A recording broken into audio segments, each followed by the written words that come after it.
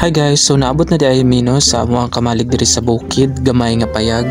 Nya man ako ang papa mapaypag-abot na mo diri pirti king hangaka. Nya mo diri ang palibot sa amuang kamalig guys, na mga tanom, na mga bulak nya medyo sagbot na jud kay dagag kugon.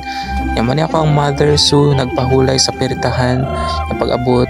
nangurok dag mga manok ng ngita kung napabay na hibilin basin wala na kay nahurtag sawa o nya naday may bisita diri o sa kakandeng sa kilid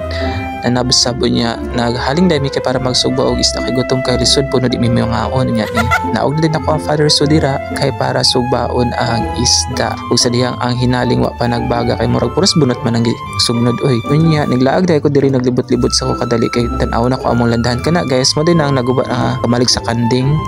So nagkadaolan jud ta diri sa landahan nga gusto nako tan-awon no murag pila ko na siya duyan ug na jud diri siya duyan so napadiri ang mga sako na habili no diri dagi pinasulod ang mga kupras nya sa lalam na kalayo nya diri sa ibabaw ibutang ang mga lubi